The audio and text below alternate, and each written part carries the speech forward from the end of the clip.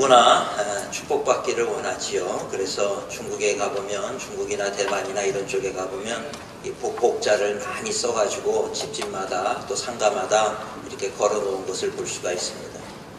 한국 사람들도 복받는 것을 많이 좋아해요. 그래서 집집마다 부적을 걸어놓는 경우들이 참 많이 있어요. 보이지 않는 곳에 액자 뒤에다가 부적을 붙여놓기도 하고, 또 여러 곳 보이지 않는 곳들마다 찬장 안에도 부적을 걸어놓는 경우도 있고, 또 심지어는 어느 가게는 들어가 보면 그 입구에 이렇게 북어지요, 북어 마른 거를 이렇게 매달아 놓기도 하고 그렇습니다. 그 부적을 걸어놓거나 그런 북어를 매달아 놓거나 하는 이유는 다른 게 아니죠. 악신들이 왔다가 이렇게 물러가라, 뭐 그런 뜻 아니겠습니까? 재앙의 신, 귀신, 악신 이런 것들이 떠나가라는 의미로 그렇게 집집마다 걸어놓는 것 같아요. 그것을 가만히 생각을 해보면 신기한 것은 그렇게 그런 것들을 붙여놓는다는 얘기는 그렇게 악한 영들이 있다라고 하는 것을 믿는다는 거잖아요. 재앙을 가져다주는 그런 악한 존재가 있다라고 하는 것을 안다는 거죠. 그러니까 그런 걸 붙여놓으면 이게 떠나간다 이렇게 믿는 거 아니겠습니까? 더 신기한 건 뭐냐면 그런 존재가 있다는 것을 알면서도 그런 모든 악한 것, 더러운 영들을 다스리시는 하나님을 믿지 않는다. 이게 참 더 신기한 것 같아요. 하나님을 믿고 하나님을 의지할 때 오늘 우리가 다 그렇게 이기고 악한 영들, 그 재앙을 가져다주는 그런 더러운 귀신들이 떠나가는 것인데, 오늘 우리 성도님들은 이 분명한 믿음 가지시기를 주님의 이름으로 축원합니다. 복은요 하나님으로부터 오는 거예요. 하나님이 복을 허락하시면 받는 것이고, 하나님께서 복을 허락하지 않으면 받을 수가 없는 거예요. 모든 복은 하나님으로부터 오는 것이지 우리가 열심히 노력한다고 그 복을 얻거나 또 못 얻거나 하는 그런 부분이 아니라고 하는 것을 우리는 알아야 된다는 것입니다. 그럼 우리가 질문할 것이 하나가 생겨요. 하나님은 그 복이 하나님으로부터 온다 그러면 하나님은 왜 누구는 복을 주시고 누구는 복을 안 주십니까? 불공평한 하나님 아니십니까? 이렇게 생각할 수가 있다는 거예요. 그런데 사실은 그렇지 않아요. 하나님은 모든 사람을 복 주시기를 원하시는 하나님이세요. 그러니까 하나님은 불공평한 하나님이 아니라 공평하신 하나님이시다, 이렇게 얘기할 수 있다는 얘기입니다. 근데 문제는 뭐냐면 하나님이 우리에게 복을 주시는 그 통로가 막혀 있는 사람들이 있다는 거예요. 어제 오늘 보면은 뉴스에서 그 한파주의보가 내려지더라고요.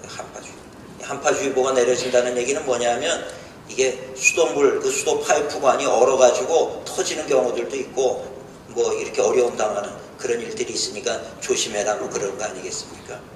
그러니까 수도 파이프가 물과 연결이 돼 있어요. 물을 틀면은 수돗물이 나오게 돼 있지만 이게 중간에 얼어버리게 되면 아무리 물을 틀어도 물이 안 나오는 것과 마찬가지로 이 파이프관이 막혔기 때문에 그런 거라는 거죠. 또 오늘 우리가 하나님으로부터 하나님이 복을 안 주시는 것이 아니라 하나님에게서 우리로 연결이 되어지는 그 파이프관이 막혀져 있을 때가 있다는 거예요. 근데 그 파이프관을 막는 그게 뭐냐면 바로 죄라는 거예요. 죄가 가로막혀 있기 때문에 하나님께서 우리에게 복을 못 주시는 거지, 주셔도 우리가 못 받는 거지요. 안 주시는 것이 아니고. 그러니까 이 죄의 문제를 해결을 하게 되면, 파이프가 뚫리게 되면 그럼 하나님의 은혜와 축복을 누리는 자가 되어진다는 거예요. 근데 이 죄의 문제 어떻게 해결받을 수 있습니까? 죄의 문제를 해결받을 수 있는 길은 다른 길이 없어요. 예수님께서, 하나님 되신 예수님께서 이 땅에 오셔서 나를 대신하여 죽으셨다라고 하는 걸 믿는 거예요. 그러므로 말미암아 내가 하나님의 자녀가 되었다, 이것을 분명히 믿게 되어질 때 죄의 문제가 해결이 되는 줄로 믿습니다.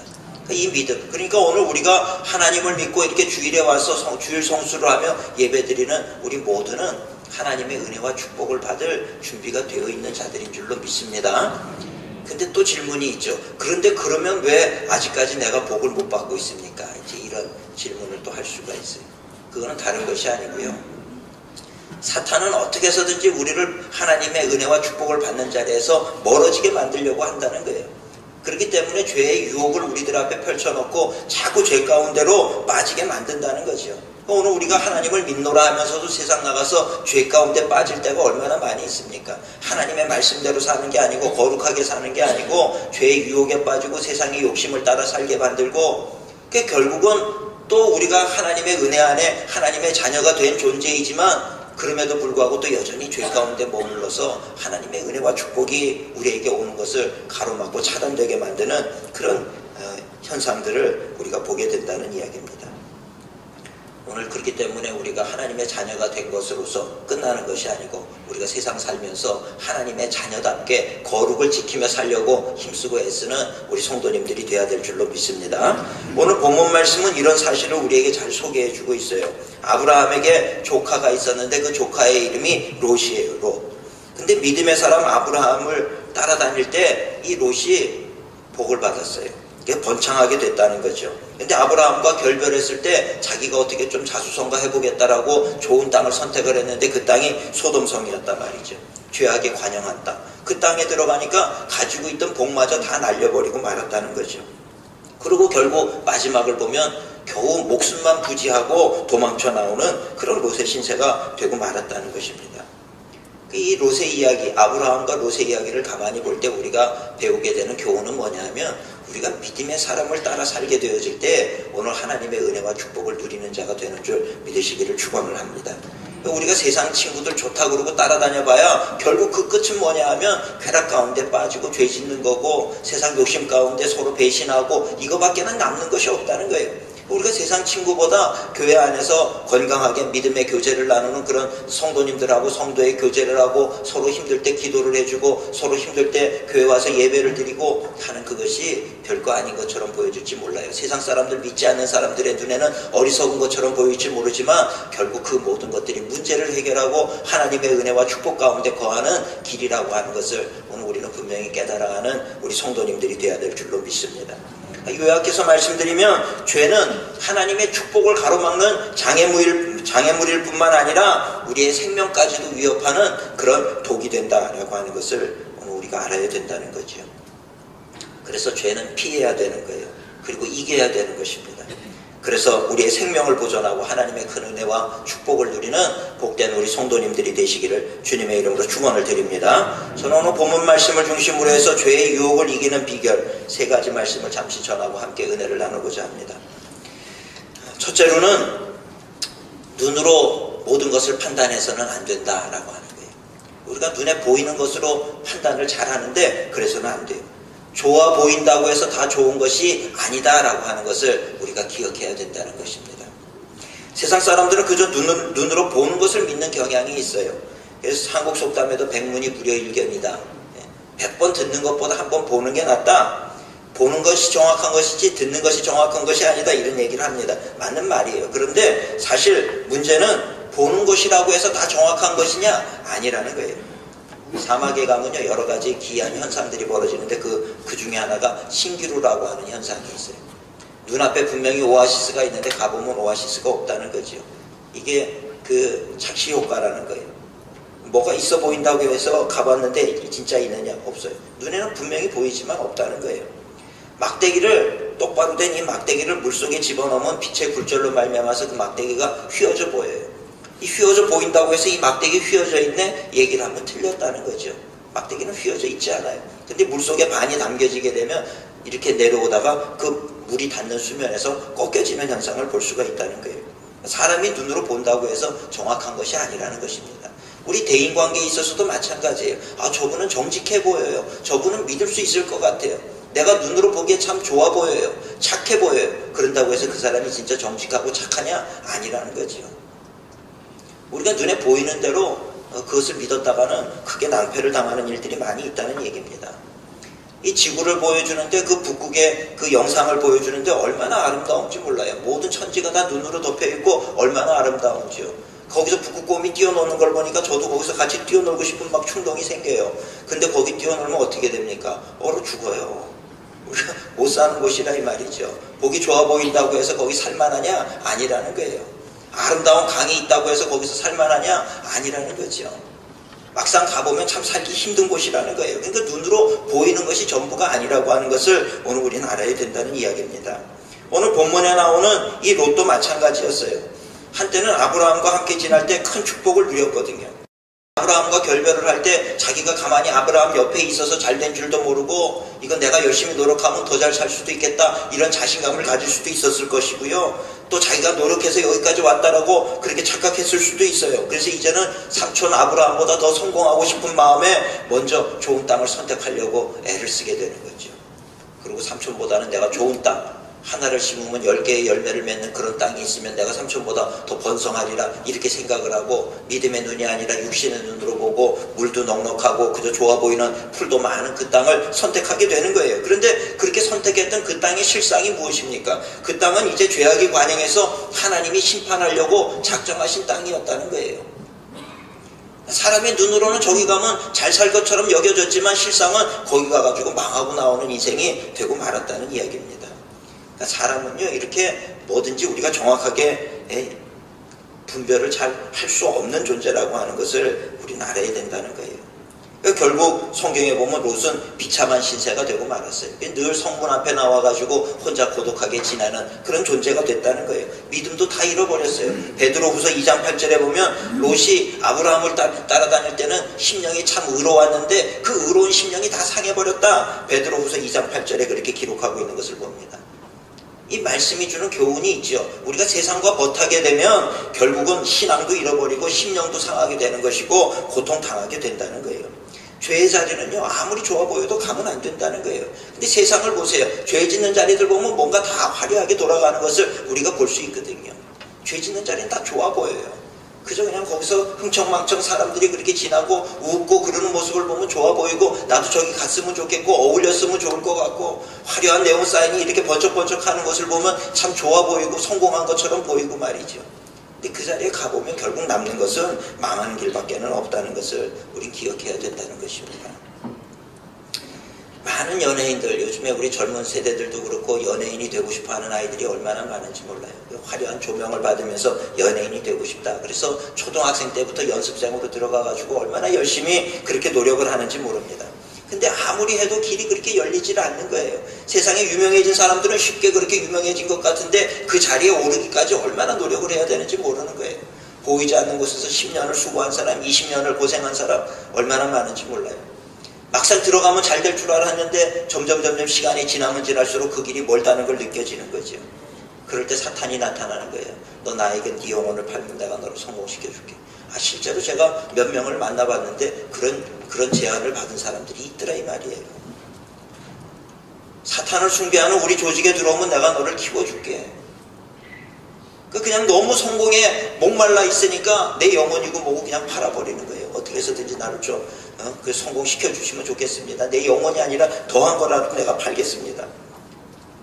그래서 한동안은 그렇게 반짝반짝하고 스타처럼 그렇게 별이 빛나지만 그 결과는 어떻게 됩니까? 보세요. 다 마약 아니면 술 아니면 다 우울증 아니면 공황장애 아니면 타락한 삶을 살다가 자살하거나 파멸하는 경우가 허다하게 많이 있는 것을 우리가 보게 된다는 이야기입니다.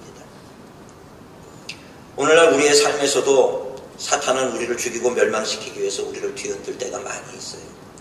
우리에게 이 생각을 공격해서 스스로에 대해서 환멸감을 갖게 만들고, 나는 왜 이 모양인가 이렇게 생각을 만들고, 그래서 그저 패배한 인생처럼 그저 인생을 막 살게 만들고 죄짓게 만들고 넘어지게 만들고 이럴 때가 많이 있다는 거예요.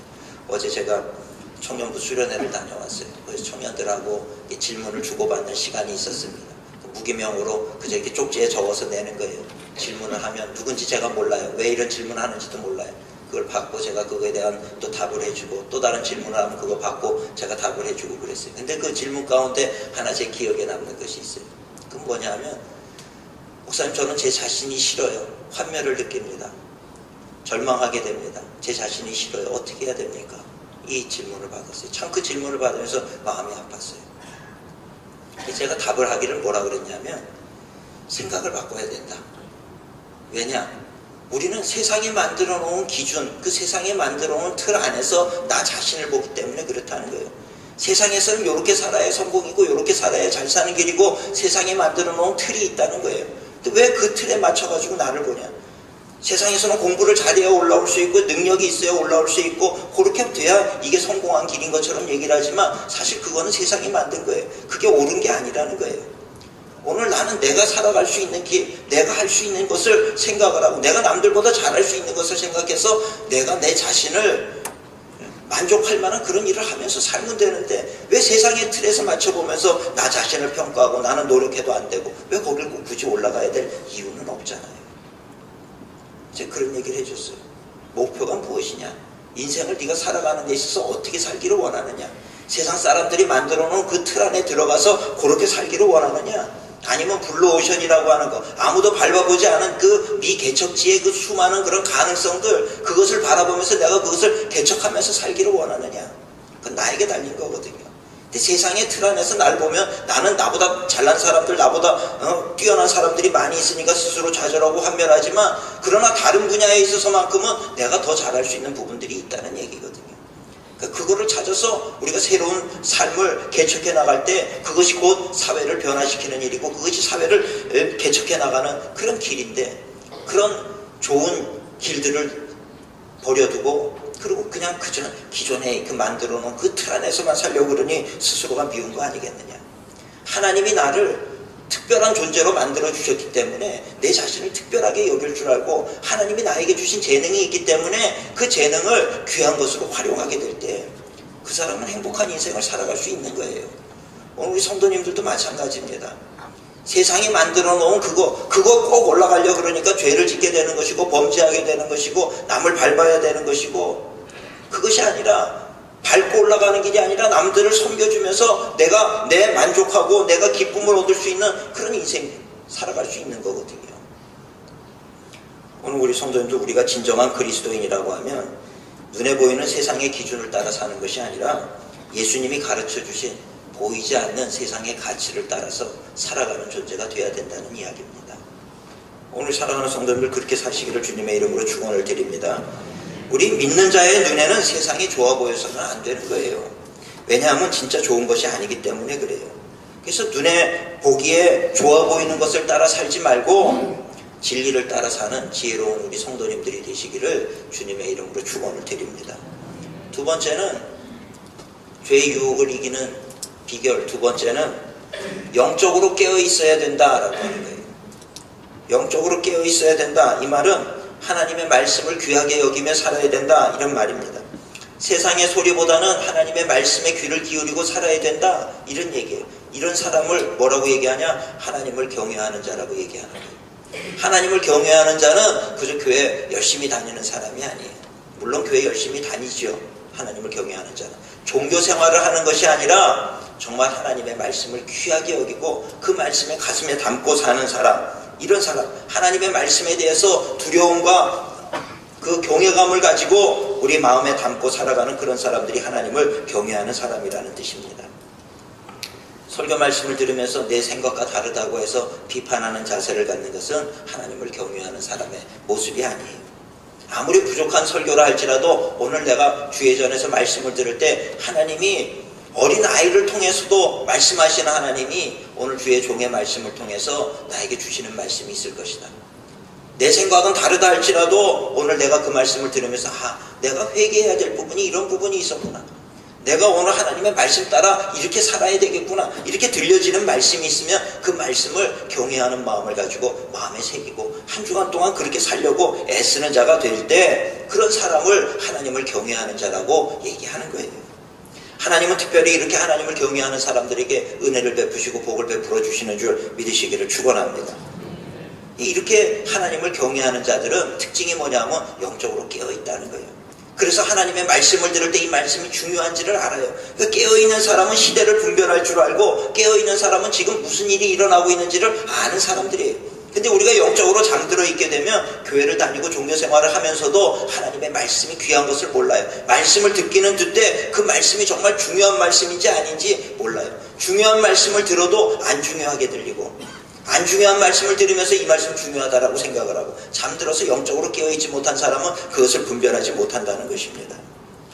오늘 성경의 인물 중에서도 깨어있었던 사람들이 많이 있었죠. 대표적인 몇 사람을 들면 노아 같은 사람. 노아는 벌써 깨어있었기 때문에 멸망의 때를 알고 있었어요.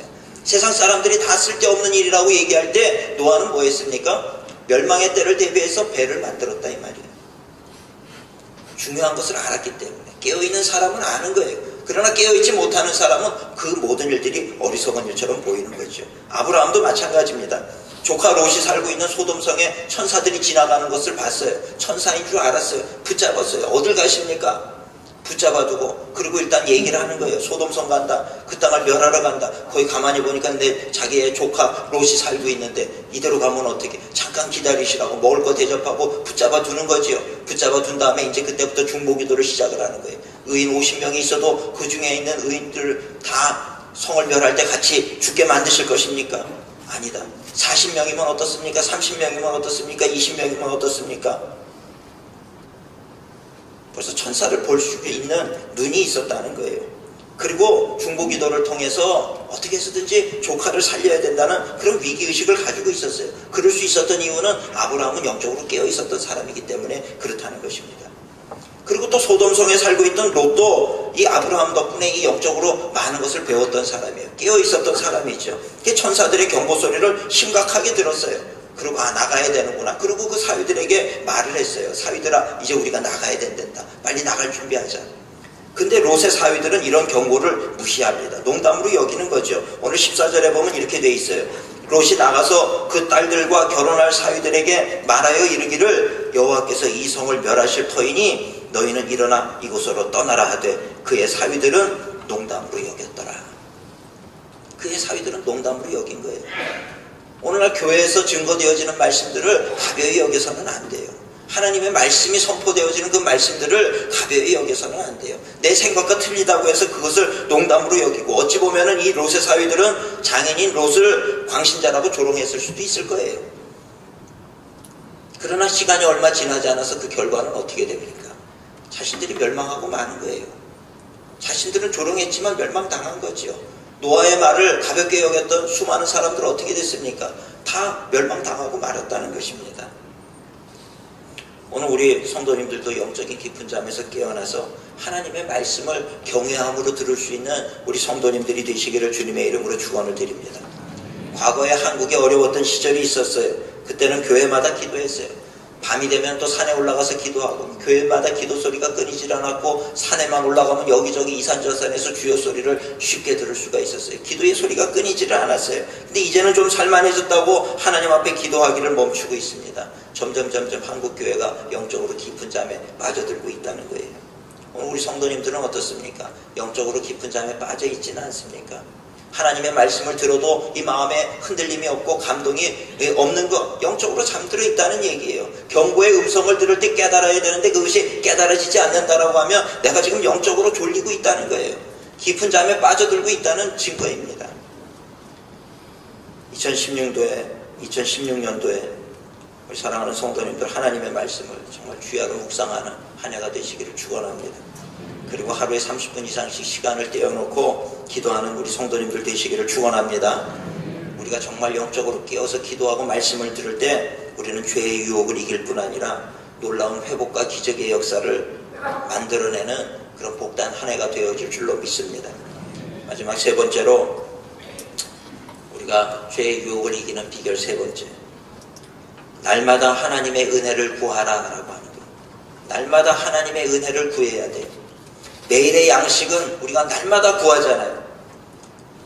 매일의 양식을 달라고 우리가 기도하고 또 매일의 양식을 구하기 위해서 얼마나 애를 쓰고 그렇게 인생을 살아가고 있습니까? 그렇게 매일의 양식을 구하듯 하나님의 은혜를 구하는 삶을 살아야 된다는 거예요.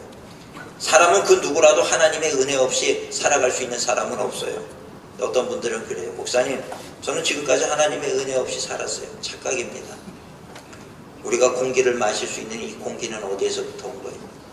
물을 마시고요. 우리가 햇빛을 받아야 살아요. 따뜻한 햇빛을 받아야 살아요. 그 햇빛은 누구로부터 온 것입니까? 우리가 발을 디디고 사는 이 땅은 누구로부터 온 것입니까? 우리가 노력해서 이 땅을 만들었습니까? 우리가 노력해서 해를 만들고 공기를 만들었습니까? 우리는 태어나는 순간부터 하나님의 은혜로 말미암아 사는 존재가 되었다라고 하는 것을 인정을 해야 된다는 거예요. 오늘 설교 제목이 죄의 유혹을 이기는 비결입니다. 죄의 유혹을 이기는 비결, 가장 좋은 방법이 뭔지 아십니까? 하나님의 은혜를 힘입는 길이에요. 하나님의 은혜를 힘입으면 죄의 유혹을 이기게 되어 있어요. 악한 영이 우리를 넘어뜨리려고 작정을 하면 넘어지지 않을 사람이 없어요. 아무리 똑똑하고 아무리 세상 권력을 갖고 아무리 돈이 많은 사람이라 할지라도 악한 영이 작정하고 덤벼드는 것을 이길 수 있는 사람은 아무도 없어요. 우리를 조롱하고 우리를 쉽게 넘어뜨릴 수 있어요. 때로 사람들 중에서는 저는 이길 수 있습니다, 저는 끊어버릴 수 있습니다. 아니요. 사탄의 지혜를 우리가 따라갈 수도 없고요, 사탄의 능력을 따라갈 수도 없고요. 모든 사람은 죽을 수밖에 없다는 걸 알아야 돼요. 인간은 약하디 약한 존재예요. 자기가 말한 것도 지키지 못하는 게 인간이에요. 특히나 영적인 존재, 이 악한 영과의 싸움에서 자기 힘으로 이길 수 있는 사람은 아무도 없어요. 그런데 하나님의 은혜를 입은 자들은 이겨요. 할렐루야. 왜냐하면 하나님이 보호하시기 때문에 이기는 거예요. 하나님의 은혜를 입는 자가 되어야 되는 거예요. 오늘 본문 16절에도 보면 롯이 천사의 말을 듣고 지체했어요. 머뭇거렸다는 얘기예요. 16절에 보면 그렇게 기록하고 있죠. 그러나 롯이 지체하며 그 사람들이 롯의 손과 그 아내의 손과 두 딸의 손을 잡아 인도하여 성 밖에 두니 여호와께서 그에게 자비를 더하심이었더라. 지체하고 머뭇거릴 때가 있어요. 우리도 마찬가지. 우리 인생 살면서 이렇게 해야 되겠다 그러고 그렇게 하지 못하고 지체하고 머뭇거릴 때가 얼마나 많이 있습니까? 근데 이럴 때 하나님의 도우심이나 하나님의 은혜가 없다고 하면 다 죽고 말 거예요. 근데 하나님은 그렇게 우리가 지체하고 머뭇거리는 순간에도 우리를 포기하지 아니하시고 강권적으로 역사해서라도 우리를 살게 하시고 인도하시는 하나님이 되시는 줄 믿으시기를 축원합니다. 롯이 머뭇거리고 있어요. 죽게 됐어요. 지금 상황이 위급한데도 이렇게 머뭇거리고 있으니까 그 롯을 강권적으로 성 밖으로 그 아내와 두 딸을 데리고 성 밖으로 나가도록 밀어냈다는 얘기입니다. 하나님의 은혜인 거죠. 근데 중요한 것은 롯이 왜 이렇게 하나님의 은혜를 입는 자가 되었느냐 이 말이죠. 롯이 이렇게 하나님의 은혜를 입는 자가 된 이유가 뭐냐? 창세기 18장에 보면 그 답이 있습니다. 삼촌 아브라함의 중보기도가 있었기 때문이라는 거예요. 오늘 19장 29절에 그 답이 있어요. 19장 29절에 보면 하나님이 그 지역의 성을 멸하실 때 곧 롯이 거주하는 성을 엎으실 때에 하나님이 아브라함을 생각하사 롯을 그 엎으시는 중에서 내보내셨더라 이렇게 나오고 있습니다. 아브라함을 생각하사. 창세기 18장에 아브라함이 중보기도한 거 그거 생각했다는 거예요. 이 롯이라고 하는 사람은 삼촌 아브라함의 덕을 단단히 입은 사람이에요. 처음 갈대아 우르를 떠날 때도 그 죄악된 도시를 이 아브라함 때문에 같이 떠나올 수가 있었어요. 복의 근원인 아브라함을 따라다니다 보니까 같이 복을 받았어요. 그래서 재산도 넉넉하게 얻게 됐어요. 근데 욕심이 들어가지고 삼촌보다 더 잘 되려고 좋은 땅, 좋아 보이는 땅, 잘못해서 이 소돔성, 고모라성 있는 이 땅을 선택하게 되니 그 결과 망할 위기에 처하게 되고 자기 생멸까지 잃어버리게 될 처지에 놓이게 되었다는 거예요. 그런데 그 마지막 순간에도 아브라함의 중보기도 때문에 결국은 멸망하는 소돔성에서 생명을 구원 안 받게 되는 그런 축복을 누리게 되었다는 것입니다. 이처럼 롯이 삼촌 아브라함 덕을 많이 봤는데 그 중에 제일 큰 덕은 뭐냐 하면 죽음에서 생명으로 옮겨진 거죠. 소돔성에서 구원받은 것. 아브라함 때문에 재산을 많이 받은 것도 축복이겠지만 그것보다 더 귀한 것은 생명을 구원받은 것. 이거 아니겠습니까? 저는 이 아브라함과 조카 롯의 이야기를 볼 때마다 드는 생각이 있어요. 그것은 아까도 말씀드린 것처럼 믿음의 사람 옆에 있으면 축복을 받는다는 거예요. 축복뿐만 아니라 다른 여러 가지 유익도 얻게 되어 있어요. 롯처럼 생명이 살아나는 일도 일어날 수가 있는 거예요. 오늘 사랑하는 성도님들 2016년도에는 믿음의 사람들을 만나시기를 주님의 이름으로 축원합니다. 근데 주위에 기도하는 사람을 만나면 더 큰 축복이에요. 기도하는 사람들 복된 인생을 펼쳐가게 되어 있어요. 더 중요한 건 뭔지 아십니까? 더 중요한 건 우리 성도님들이 믿음의 사람이 되시고 우리 성도님들이 기도하는 사람들이 되시기를 축원을 드립니다. 저는 2016년도 어떻게 될 것인가 토정 비결을 볼 필요 없어요. 사주팔자를 볼 필요 없어요.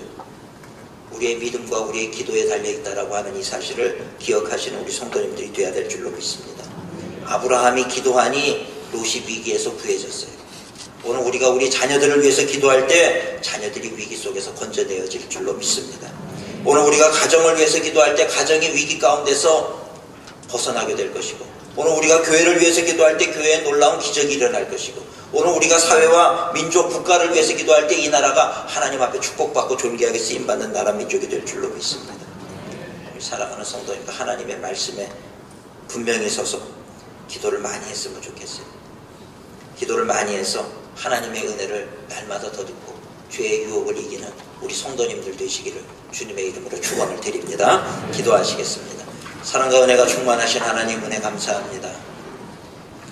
사탄은 죄를 통해서 우리를 넘어뜨리려고 하지만 하나님은 강하고 의로운 오른팔로 우리를 붙드시사 그 죄의 유혹에서 우리를 이기게 하시는 줄 믿습니다. 2016년 한 해 승리하는 우리 모든 성도님들 되게 하시고 하나님의 은혜와 축복을 누리며 사는 복된 성도님들이 되게 하여 주시옵소서. 감사드리오며 예수님의 이름으로 기도드리옵나이다. 아멘.